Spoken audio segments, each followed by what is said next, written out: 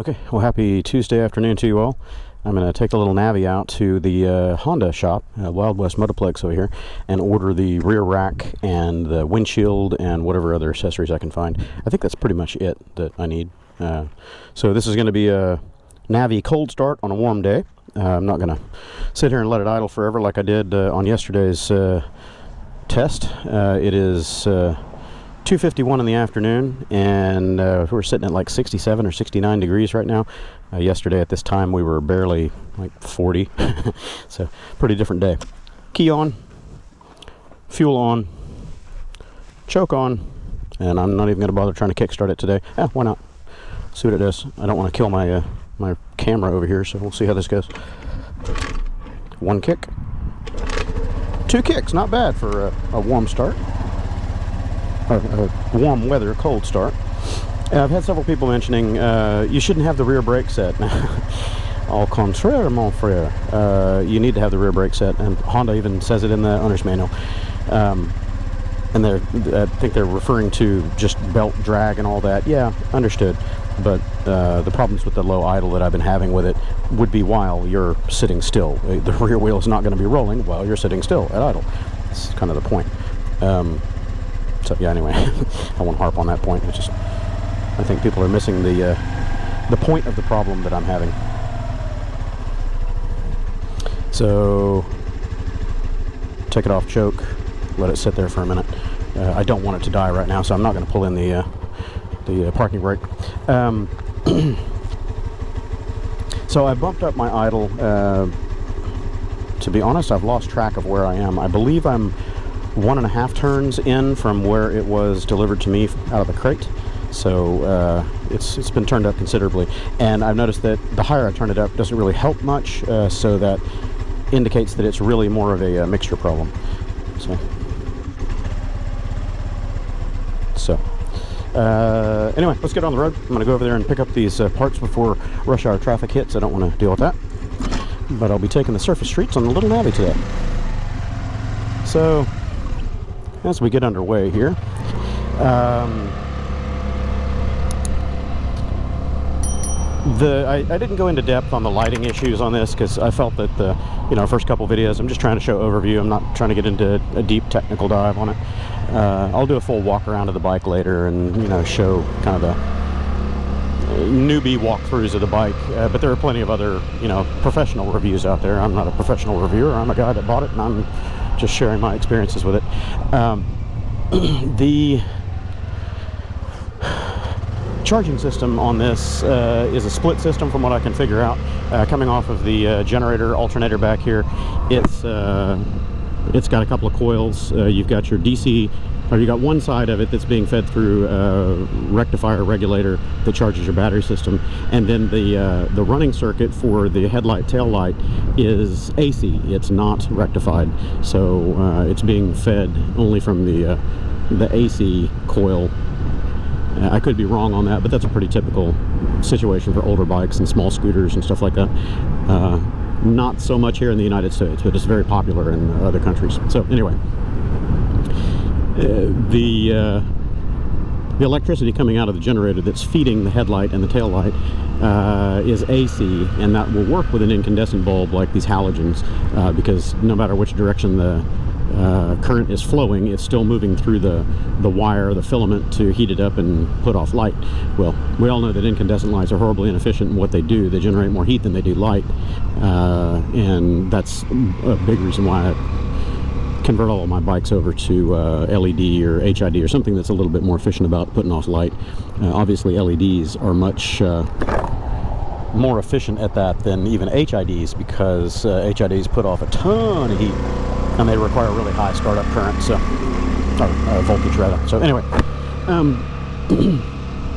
to convert these over, typically what you do is, if you want to get both sides of your generator output, then you need to rectify that other AC side of it and put it through another rectifier regulator, or get one that's split, that you can feed both coils into without having impedance problems. Again, that gets out of the scope of this conversation, but usually the easier way that you modify those things is you just put in a relay that takes the AC through a normal automotive style relay, and the AC that would normally be feeding the headlight is just sent through to energize the coil.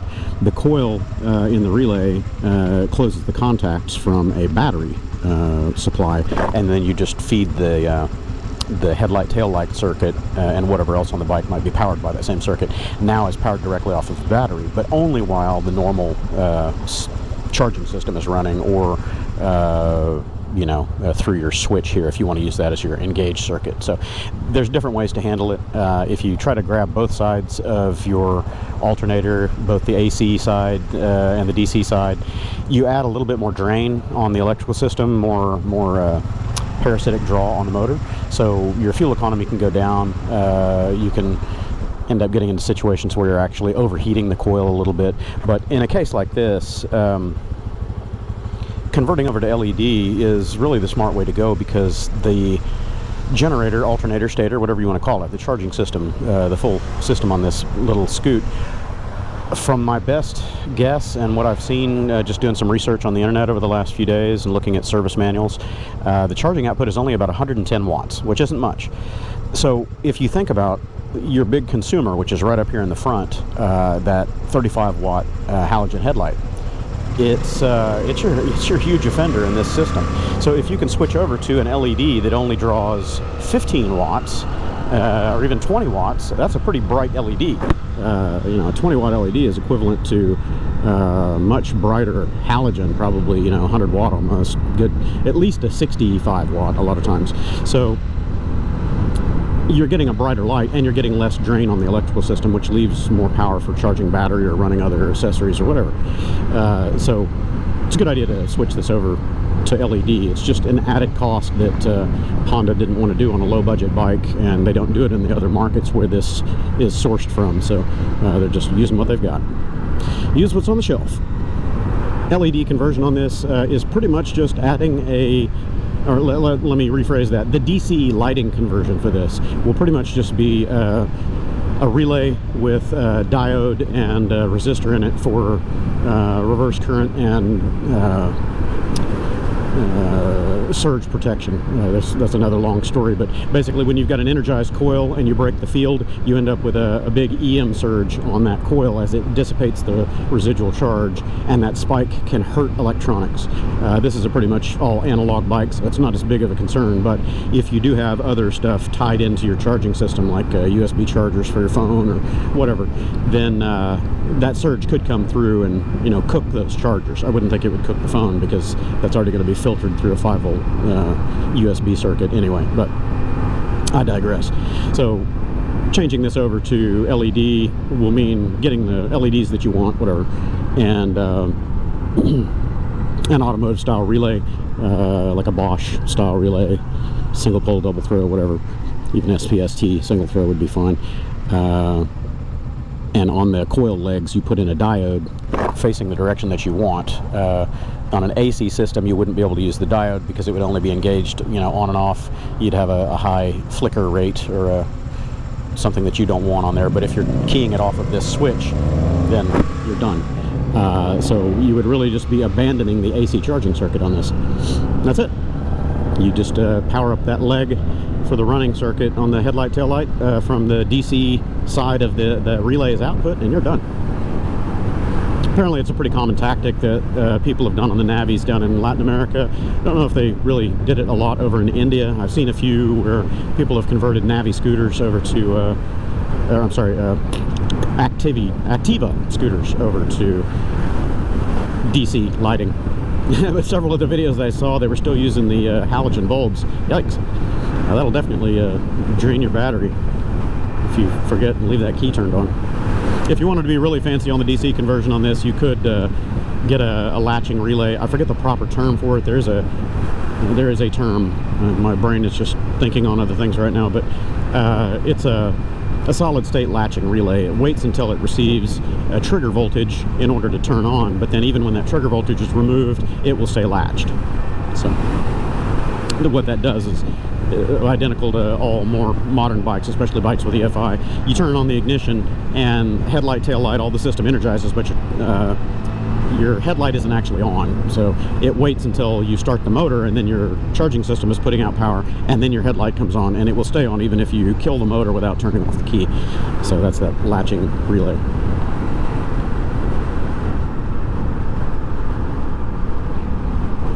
I'm surprised how much the NAVI gets blown around in crosswinds. I need to do some scientific tests on that, figure out why it is. I don't know if it's the smaller rear wheel or what.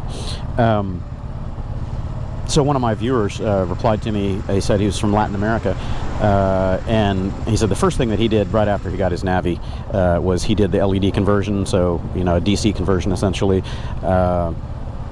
And he said he also put a wider rear tire on his. I think he said a 120 cross section. So I need to look and see what might fit on here. I know the Latin American versions won't have the combined braking system CBS rear brake arm. That thing's pretty chunky. It's really wide. I don't know if it's inboard more than the non-US versions, the original single cam arm, but it's really, really close to that rear tire. And I think that, see, it almost died right there.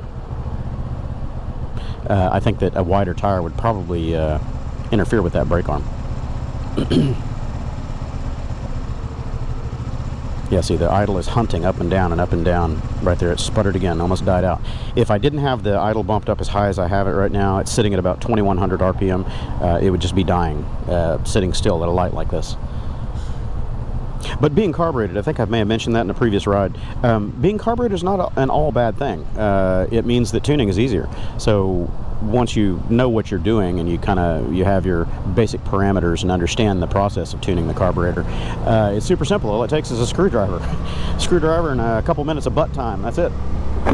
To do it properly, you really do need an exhaust gas temperature, or maybe a wideband O2, something like that, to look at your exhaust and see how things are doing, instead of just relative butt feel and smell from the, how rich the exhaust is. But you can do things like your spark plug tests. You look at how what the color is and things like that to figure out temperature.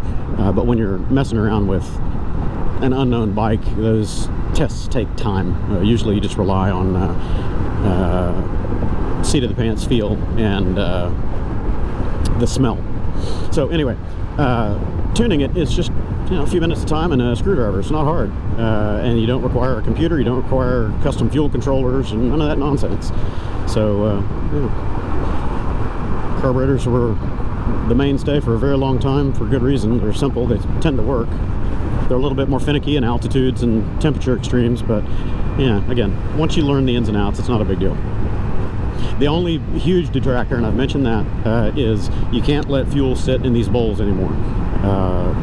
Back in the day, when I was growing up, back in the 70s and 80s, and hell, even into the early 90s, when oxygenated fuels and additives and stuff, ethanol, things like that, before those were added to fuel, you could have fuel sit in a carburetor in a tank for months, years in some cases. You just put a little bit of stabilizer in there and you're golden, you're good to go. But you would get varnishing a little bit. The fuel would turn kind of a darker color and it would smell like varnish or lacquer. That's why people, it's called varnishing. And that could gum it up a little bit, but it was super simple to clean out. All you had to do was just pull the bowl, or just even open your intake boot to where you can see the throat of the carburetor, and you just spray carburetor cleaner in there, and the engine will even run on carburetor cleaner. You use it as starting fluid if you have to, and that would clean the jets right up. It's no problem. But with ethanol fuels, the alcohol that's added to gasoline makes the gasoline hydrophilic. It attracts moisture. Gasoline by itself is not hydrophilic. You can put water and gasoline together and they will separate out. Your gasoline's going to float on top of the water. It's lighter, it's less dense. So the problem is alcohol is a bridge substance, and it's soluble into gasoline, yet it is hydrophilic. So the water molecules, the condensation, bind to the alcohol content that's in the fuel. So now you've just contaminated the fuel. That's all you've done. You've just contaminated it, period. So ethanol is less energy dense than gasoline, so when you add ethanol into a fuel, you're reducing its thermal density, BTU efficiency, that sort of thing. It's all about heat. It's a heat fuel. So anyway, I can get into the semantics of that all day, but not really relevant to this conversation. The point is, you can't leave fuel sitting in these carburetors for any length of time, because that moisture content in the fuel causes it to crystallize, not just gel up or varnish. It actually crystallizes, and it creates these little, it almost looks like sand, but it is more like cement. That stuff is impossible to break up. It's horrible. So it's kind of a mix between like a aluminum oxide and sand. It's horrible, and it'll get into the tiny little jets on your carburetor and you're screwed. That's it. You cannot clean that stuff out. Did I go far enough? Yeah, I guess I did.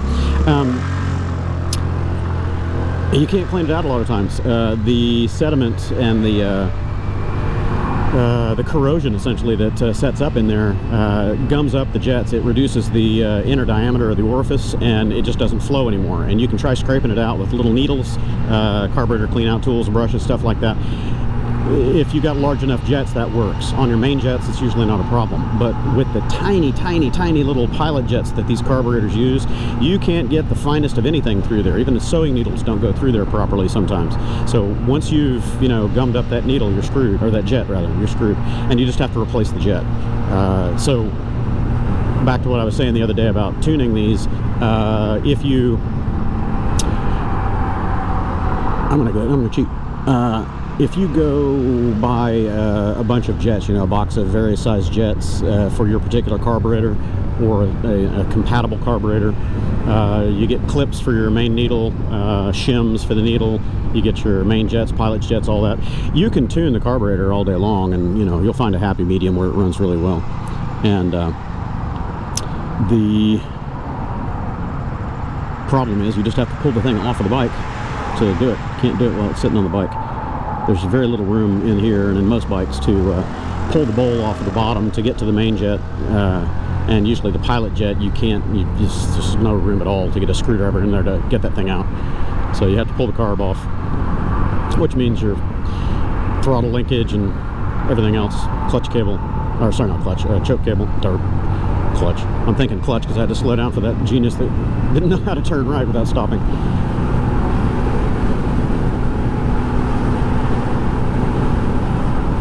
It gets up to 45 real good. I'm going against the wind right now too, so it pulls right up to 45 pretty cleanly.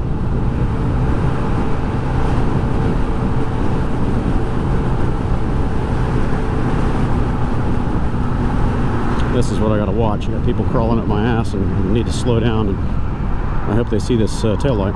It's not the brightest. And of course, no, he comes flying up on me without even slowing down. Tool. I want to put it over here and make everybody think it's for sale.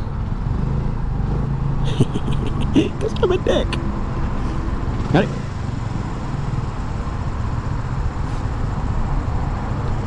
Put it over here with the new bikes just to mess with everybody's heads. So, Tom, if you're watching, this is the Silver Wing. They still have it here. It's a 12 with very low miles. And when I say low miles, I am not kidding. Where's the my you can't see it because we got to turn it on. It's over there. But as far as their sticker says, if they are correct, this is a black 12 Silver Wing with 779 miles. Look at that. It's crazy. $59.99. Not the best price in the world, but considering you can't get these anymore, it's a bargain. And I just messed up their tag. It's got some scratches on it. It's just scratched here, scratched there. It's got a couple of fairing boogers. It's got some scratches here and some nicks down here. So it's not perfect, but who cares? It's a great scoot.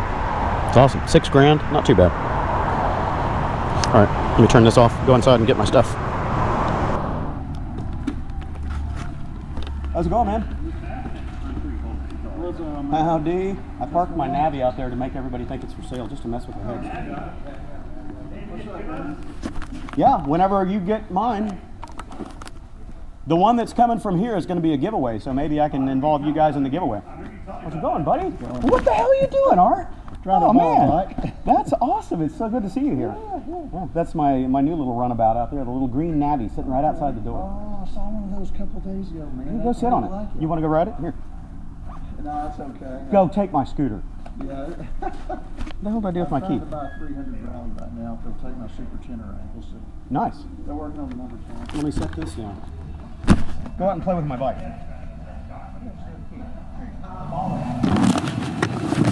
I'm still recording. That's Art. He's the guy that we met through the Scooter Cannonball Run, and he rode with us out to Arkansas. Me and Neil and Adrian. Small world. That's so good to see him. He's awesome. That dude is a pilot. He flies. He does all kinds of stuff, and he's also an accomplished sailor. Oh, sure, go ahead. He's an accomplished sailor, and he crews on big sailboats and catamarans and stuff, and ferries them around. That's what a job, man. That'd be great. He's busy. I'm gonna go over here to parts and check on my Riker. Oh, good. Yes, sir. I am coming to check on my possessed toy. Oh, yeah, Who's the writer? So no, have gotten into it yet or have any news. I haven't call or check. I don't need it back right away. I'm just curious. Yeah, Mike's not done with it yet. Sorry. Right from, yeah, okay, I kind of remember this now. Yeah, I talked to you when I came. There was a certain tool I think we needed now for this alignment issue, correct? Yeah. I think so, yeah. All right, right from the wheel is wheel play. Okay. Yeah, no, Mike has not gotten to it yet, Mr. Bartlett. Okay, no worries. All right, man? Yep, no worries. Okay, Sure. man. I'm here to Yes, buy sir. other stuff, so I thought I would Yeah, man, check in anytime. look at my misbehaving child. No worries, man. 2022 NAVI. If we can order that stuff yet, I know Honda's got it on their online. A little Navi? What are you looking for? The rear carrier and the windshield. I think that's about it. They got wraps. Have you all look up and see what it is, or the build it? That's what I think you want to okay, right? You want the windscreen is what you said? Windscreen and the rear carrier. I don't need problems. Did you buy the 1100 too? No, that's right. You just got a whole slew, huh? I rode around and pulled them out of the road at the same time. You still here for this? I was about to leave, but I can hang around. No, man. I just wanted to chat with you. The one? Yeah, trying to do it. Okay, yeah. When I get a rally, do you want to do a video? Hell yeah, let's go out. I mean, if you want to go out riding somewhere, we'll take a little Lexi or whatever. We'll go out and I'm out of state until the middle of February. I'm going to go out in the Caribbean. When I get back, I'll holler at you. hell yeah, man. It's great to see you. Talk to you later. All right. Oh, they have that one. So they have 2600 top. Gee. Okay, so I got that one. The rear, it says check rear grip. Rear grip. Ah, okay. Yeah. It's a grip and a rack all that. So it's there. Okay. After your discount, it's 126. For both of them? Yep. Cool, man. Yeah, man, I'm a freaking player. I always pump you guys up in my videos too. I'm gonna vlog for a minute over here, looking at this little Suzuki or the Yami. So I'm putting my helmet on indoors. People think I'm a dweeb. I am a dweeb. Okay, so here's the new Yamaha BWS 125. I like it. It looks good. Chunky tires, and it's got a nice high front fender on it too, so that's cool. The old ones had a little bit closer fender, I think. Probably get it caked with mud if you're really taking this thing off-road. So this is the 22. $36.99 is the MSRP. Of course, I could probably get it cheaper with my frequent flyer discount, but it's water-cooled, man. It's water-cooled. And I can prove the point. There's the radiator. So it's not just a cooling fan for air-cooled like the old ones. That's a radiator, got a fan behind it, sucking air through it. Cool. So horsepower, I'm sure, is up on this compared to the old ones. I haven't looked at the specs. In fact, I didn't even know this new one was water-cooled and improved until somebody told me that just the other day on the channel. So that's cool. Neil said that he's looking at this too. The only problem that I have with these, that's me. Look, tippy toe. I've got a 29-inch inseam, and the seat on these things is technically only like a little over 30 inches, 31 inches, but it's really wide. I mean, really wide. I can barely get my feet on the ground. And just one-footed. It's not heavy, but it's a very wide scooter. Look how wide that seat is. I bet that is reasonably comfortable for long hauling. Let's put it up on a center stand here so I can sit flat on it. That's pretty comfy. I don't like the angle of the gauge cluster. It needs to be this way a little more. I guess if you're 6+ foot tall, it would be okay. Bar position's pretty good. Yeah, but that's comfortable. Anybody that owns a new 22 ZUMA 125, let me know what you think. That's pretty cool. I'm going to talk to these boys for a minute off camera. Talk about the NAVI giveaway, whenever that's going to happen. Okay, everybody. This was a productive trip today. I had a fantastic time here at Wild West. First, I came in and everybody's asking questions about the NAVI. They haven't received them here at this dealer yet, so everyone was super interested, employees and customers alike. Second is Art was here. It was so good to see you, Art. He's one of our scooter buddies. We met through the Scooter Cannonball Run. He didn't ride in 21 here this year. He ended up pulling out when the 2020 Cannonball was canceled, but we did do a kind of a meetup ride where Adrian and Neil and Art and I went out and rode the Ozarks in Arkansas. That was fun. So that's where we met. We spent several days together. We all had a great time. And I haven't seen Art in person since that trip, so it's been a year and a half or whatever. And he was here trading in, or trying to work a deal on a trade on his Tenere for another bike. So that's way cool. All right, dude, I'm going. I sat around and talked with their marketing guy for a good 15 minutes about things that I think would be cool for the dealership to do, showing the customer appreciation days, the cookouts, all the public interaction with the customers and having fun. Ooh, traffic. So yeah, I'm not the flashy high dollar giveaway kind of guy. I want to do the giveaways. Holy Jesus, look at this crazy guy. I just want to increase the number of riders out there, share the fun, get other people into riding, just find other people that are like-minded. So anyway, more people I can get into the channel, and the more times you guys hit like, subscribe, that really does help the YouTube algorithms and recommend the content to more people. So I don't ever really want to turn this into a primary income source, be a professional YouTuber, so to speak. I know that there are guys that make a ton of money at it, but for me it's a fun hobby. I enjoy riding and sharing the experiences with people, and I wouldn't want to put too much pressure on it, and ruin it and mess up the hobby. Full throttle. Yeehaw! I am getting blown around like crazy. This thing really does get blown side to side. I don't know why. Can't figure out if it's me biasing the bars. You can see it's windy AF out here. Woo, it's windy.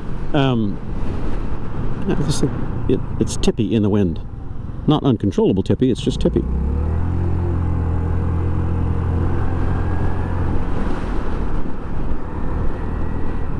So anyway, I mentioned to Watts that I think if they did customer appreciation days and videoed that and kind of show, having fun, bringing in their customers, and they have cookouts and raffles, and they do rides that start out from there and all kinds of stuff, but they don't, at least I've never seen them really advertise that and get the word out. You've got to kind of be going in and out of there to know. And I remember I did a video a couple years ago, right before all the virus lockdown stuff started taking hold. They did a big cookout and customer appreciation day, and I rode over there on my Super Cub and hung out for a while, and it was really cool. And a lot of people were asking me, how do I find out about these events? This is awesome, and all these great comments, and that they wanted to be part of that. Well, I didn't even know what was going on until I had gone in there the previous day. I think that was a Friday or Saturday, and I'd gone in on Friday. And they said, yeah, come on by tomorrow. We're going to be cooking out, and, you know, free hamburgers and hot dogs and drinks. And yeah, sure, man. Cool. So I'll open up a poll somehow on YouTube, take comments, suggestions. What should I do with my NAVI first, besides the upgrades? Oh yeah, I forgot. I did order the windscreen and the rear rack for this. They're on the order sheet, and they should be in a few days. So they've got them up in warehouse. I guess the warehouse is in Dallas or something like that. 27 of the rear racks. I don't know if they had the windscreen or not, but I should have at least one of those pieces in just a few days. So yeah, what should I do with my NAVI before the next big series? Tell me what you'd like to see. Upgrades, road trips, what should I do with the NAVI? So what I'd like to do is take this thing on a short road trip somewhere. I need to get past the first 300 break-in miles, try to be nice to the engine before I just leave it penned open. Probably take it out to Stephen F. Austin Park for a little moto camp. If I feel particularly sparky, I might go all the way out to Lake Livingston, or what's the other one? Fairfield, Lake Fairfield, something like that. Could be an interesting trip. I'll have to look at the speeds of the highways, what my best alternatives are to stay off of the big fast highways, because even what used to be our common side highway speeds of 55, 60 miles an hour, a lot of those have moved up now to 65, 75. That's crazy. So it makes riding small bikes like this a little bit challenging, because you've got to find the right time of day and right option. And this guy drove down the wrong side of the road. It's a crazy day for traffic.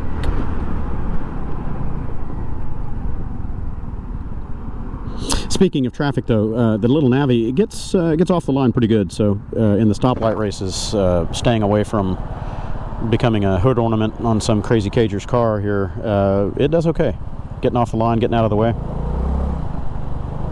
I think a variator upgrade or slider upgrades in here would help with the poke off the line. So I'm going to start shopping around. Trying to think of the name of that company that makes the relays. I think it's Volkson or something like that. No, Woltec, I think is it. They make some solid state latching relays for automotive and motorcycle use, you know, fully encapsulated, potted, waterproof, all that. So I'll probably Wolfson Tech, hell, I can't think of it. Anyway, I'll order one of those to do for the headlight circuit on this guy. And it's got all that built-in, you know, diode and resistor protection for a collapsing field and all that, because it's a solid-state relay instead of a normal coil relay. So that's the more expensive route. If you don't want to go the expensive route, you can just use a regular automotive relay. But be sure and put at least a resistor on that across your coils to dissipate the collapse field that happens, the spike. See, it's trying to die right now. It sputters down to where it stumbles and almost croaks. So NAVI ideas, come on guys, NAVI ideas. NAVI. How many times can I say NAVI? I'll get the minor updates and upgrades out of the way. After I get that 300-mile break-in period done, I'll adjust the air-fuel mixture on this thing, lean it out so it quits choking and stumbling.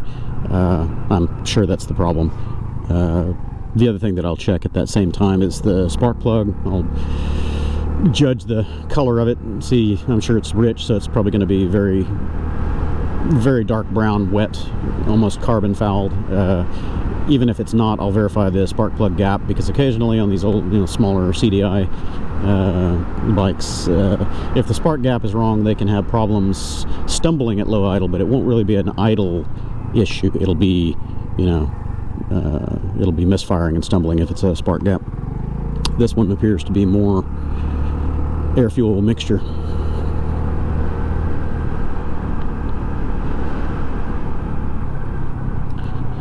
So, home again. Just a little run around today. I got my two first upgrades. Well, I guess second and third upgrades. This is first upgrade.